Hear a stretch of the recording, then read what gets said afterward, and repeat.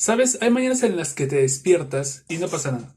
Pero hay otras en donde esperas que el delgado hilo donde cuelga la vida de tu padre no se rompa. Los años han pasado, pero aún así mis recuerdos son los mismos.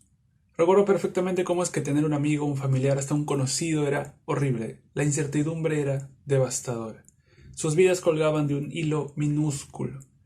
Y la verdad es que hoy en día muchos de los nuestros no están con nosotros. Estar en mi casa era realmente estresante. La universidad, clases virtuales, todo ese cambio era horroroso. Pero a pesar de todo, en mi casa no teníamos sobresaltos. Hasta una horrible mañana de mayo. Recuerdo perfectamente cómo escuché los gritos de mi madre y mi tía. Me puse a pensar un montón de cosas, pero nunca creí ver lo que vi. Salté corriendo de mi cama. Salí disparado. En ese entonces estaba en mi cuarto, vivíamos mi hermano y yo. Ahí dormíamos. Y a pesar de todo salí corriendo. Salí corriendo hasta las escaleras. Y cuando estaba bajando, con la intención de ayudarme, quedé pasmado. Vi a mi tío rojo, a nada del morado. Y la verdad es que no pude hacer nada.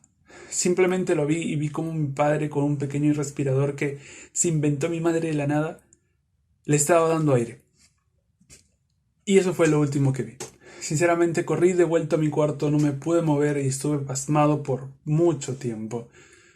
Gracias a Dios ese día nadie se fue con Dios, nadie partió. Pero de todas maneras ya sentaba una idea de lo que estaba por pasar. No habían pasado ni 2 semanas desde el incidente de mi tío y una mañana mi padre empezó a toser como el loco. De por sí ya tenía tos, pero uno en su ignorancia no quiere aceptar lo que está por venir. Recuerdo que él tenía tos, que su tos retumbaba en todos lados de la casa y que su fiebre estaba altísima. Mi madre, que es una mujer valiente, agarró, se hizo una pequeña bandera y salió a buscar ayuda, a pesar de que esa ayuda en realidad era simplemente confirmar si es que el COVID o no estaba en mi padre. Y bueno, las horas pasaban y mi hermano y yo nos preguntábamos qué es lo que había sucedido. Y la verdad es que la respuesta era más obvia que otra cosa.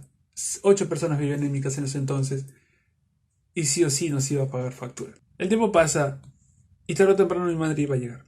Y cuando volvió simplemente con ojos llorosos nos dijo, sí, sí era COVID. Mi padre estaba en un sillón, sentado, arropado con una pequeña manta, esperando el momento para volver a su cama y no volver a salir de ese cuarto en varias semanas. Recuerdo que en la primera semana hubo una noche en donde mis padres no dejaban de pelearse. Tal vez la testarudez de mi padre y las ansias de manejar las cosas de mi madre no los dejaban conversar con tranquilidad.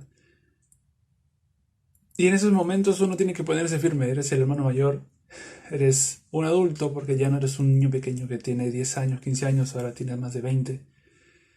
Tienes que preocuparte por todos. Tu padre está enfermo, tu mamá está alterada. Y uno que sufre de ansiedad y está en medio de un ataque tiene que ponerse fuerte. Tal vez es hora de pelear con tus demonios, uno se dice.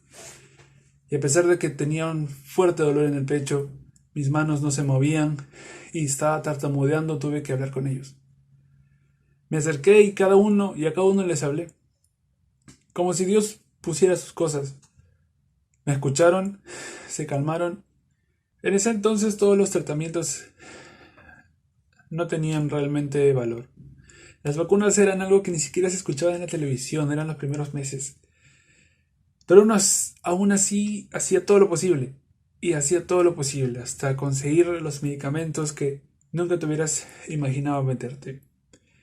Recuerdo perfectamente cómo entraba mi mamá a ese cuarto. Se ponía 2 enormes mascarillas, cubrían prácticamente toda su cara.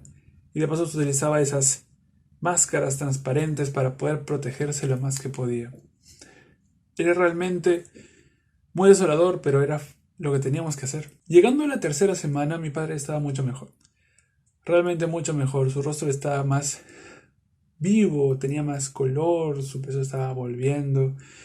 Y ese hombre está tan loco que, a pesar de que seguía mal, salió una vez de su cuarto, jaló un banquito y se sentó ahí a hablarnos.